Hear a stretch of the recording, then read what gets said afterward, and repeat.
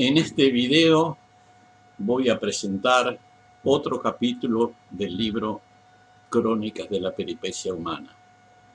Este capítulo se titula Por el camino de los troperos hasta la Ilha das Cobras.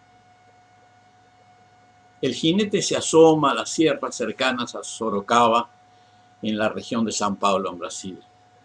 Monta un caballo tostado y lleva al tiro una yegua alazana. Calza botas de potro, viste calzoncillos y chiripá, una camisa gris holgada y un sombrero panza de burro. Detiene su marcha y observa el valle que se extiende a la distancia. A lo lejos se puede ver la torre de la iglesia y algunas casas de 2 plantas que anuncian la presencia de una ciudad importante. El camino que conduce a Sorocaba desde el sur tiene un tráfico bastante intenso. En las últimas leguas recorridas, Francisco ha encontrado tropas de vacunos transportadas por hábiles troperos para su venta en la ciudad. En otros tiempos por aquí venían las recuas de mula de Santa Fe, pero la guerra había cortado abruptamente su llegada. Los vacunos provenían de las vacarías del Planalto y de las praderas pampeanas de Río Grande y la Banda Oriental, que los portugueses habían denominado provincia cisplatina. Francisco sabía que allí, en la ciudad cercana, lo esperaba un intenso movimiento. La feria de Sorocaba era uno de los puntos de comercio e intermediación de animales más importantes de las colonias de Brasil. En su prolongado itinerario, Francisco había sobrepasado tropas que se movían con extrema lentitud y a veces demoraban varios días en cruzar los principales cursos de agua.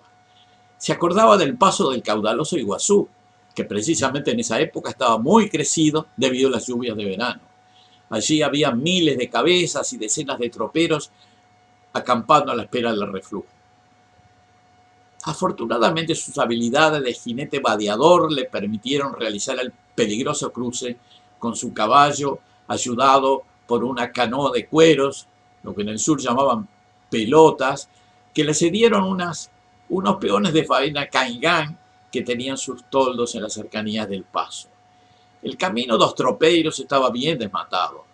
Luego de 2 siglos de tráfico, era una franja bastante ancha de pastizales con un muro de árboles en cada costado, lo que los botánicos llaman hoy la Mata Atlántica. Ya hacía 4 meses, un 5 de septiembre de 1820, que Francisco había partido de Corrientes, cruzando el río Uruguay, desde Santo Tomé a San Borja.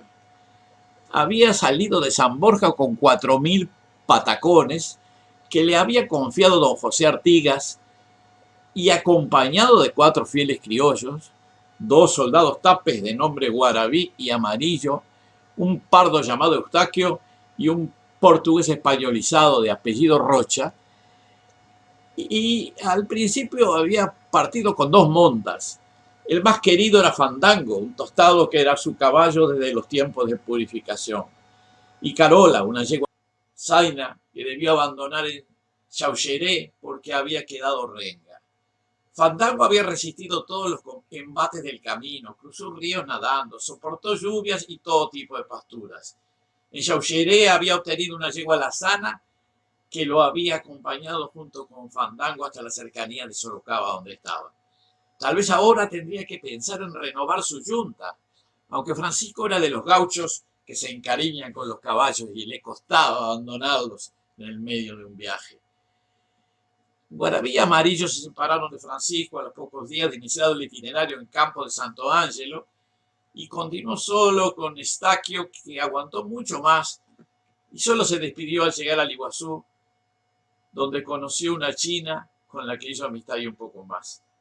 En ese momento, Francisco conservaba la mayor parte de la suma que Artigas le había confiado a orillas del Paraná. Más de 3.500 patacones en plata y algo así como 10.000 reis que había venido utilizando para los gastos de la travesía. Pensaba guardar 500 patacones para su regreso, lo que le permitiría hacer llegar unos 3.000 a los orientales prisioneros que tal vez pudieran servirle para comprar su libertad. Al llegar al centro de la ciudad, Francisco se entreveró en la muchedumbre sin problemas. una caravana multicolor de a pie, a caballo, en carros y carretas.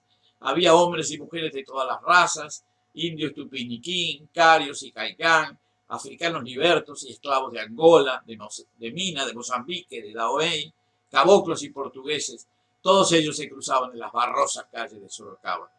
Se acercó a una hospedería, todos sus caballos a un palenque cercano a la pensión y solicitó hospedaje por esa noche para poder descansar antes de emprender la etapa final que lo llevaría hasta la bahía de Guanabara. Allí lo esperaban los criollos prisioneros de la Ilha das Cobras. Algunos días después, el 5 de enero de 1821, Francisco entraba en Río de Janeiro mezclándose con una multitud de gente que iba y venía en todas direcciones. En esa época Río era la capital del extenso imperio portugués de Brasil, donde se concentraban gran parte de las actividades políticas y administrativas del país. Hacia o desde Río confluían o irradiaban productos y personas. En ese sentido, un jinete criollo, guaraní y un poco afro, que además hablaba bien la lengua general y el portugués, podía pasar desapercibido por sus calles. Por esa razón, Francisco de los Santos pudo atravesar la ciudad y hasta llegar al destino previsto, la fortaleza militar de la Ilha das Cobras. Le guardaban allí sin saberlo Juan Antonio Lavalleja, Fernando Torgués, Manuel Francisco Artigas y otros líderes de la Revolución Oriental. Se instaló en una hospedería frente a la fortaleza, cerca del monasterio San Bento, para establecer los contactos requeridos para hacer llegar los patacones a su destino. Se acercó al monasterio y logró hablar con un sacerdote de la orden para ver cómo podía cumplir su misión. Tuvo un buen recibimiento y finalmente, a través del abate Miguel Pinto Lima, que era el superior del monasterio, logró acceder al comandante de la fortaleza, el brigadier Joaquín Freire da Silva. El abate puso al corriente a Freire da Silva de la misión de Francisco y aceptó recibirlo en su oficina de la Ilha das Cobras. Al día siguiente fue a la comandancia del fuerte, guiado por un marino, que había sido enviado para escoltarlo. Atravesó el puente que conectaba la isla con el continente, cruzó el patio de armas y entró en los corredores del sector principal del edificio de la Brigada Real de Marinha. Allí lo recibió un capitán de nombre Oliveira, que lo hizo pasar a una habitación espaciosa, con un escritorio de caoba y varias sillas de pino Brasil y almohadillas de color púrpura. En la pared había colgado un óleo del emperador Don Pedro. Al cabo de unos minutos apareció un hombre de mediana estatura con un uniforme de la Marina portuguesa. Francisco se paró en señal de respeto. Ante las preguntas del brigadier, Francisco explicó el motivo de su viaje. Vine para entregar una suma de dinero que el general José Artigas envía para los oficiales presos en la isla. El brigadier sonrió y expresó, y aquí lo digo en portugués: estou maravillado. Você fez mais de 600 léguas a lombo de cavalo para vir a Rio de tão longe? É somente para trazer os patacões castelhanos presos? Não tenha medo. Eu vou dar o dinheiro aos prisioneiros. Ademais, vou lhe dizer uma coisa que ninguém sabe. Penso que muito pronto os prisioneiros vão ser liberados. Mas o dinheiro sempre é bem-vindo. Bueno, este es el portugués que pude pronunciar. Probablemente el otorgamiento de la libertad de Lavalleja, Torgués y Manuel Artigas ya estaba decidido a nivel político, tal como lo insinuó Freire da Silva. El brigadier aprovechó para cumplir las órdenes superiores ya recibidas y al mismo tiempo obtener una buena suma de dinero para el cuartel o, quién sabe, para él mismo. De una manera u otra, la misión de Francisco de los Santos fue exitosa y el chasque de Artigas emprendió el camino de regreso casi inmediatamente. 4 años después, a fines de 1825, Francisco se incorporó a las fuerzas orientales rebeldes de Juan Antonio Lavalleja, que habrían de lograr a través de la lucha armada la confirmación de la soberanía de la provincia. Después de la constitución de la República Oriental del Uruguay en 1830, Francisco de los Santos se aquerenció en la Vuelta del Palmar, cerca de la costa de los Castillos, en el sector oriental del nuevo estado.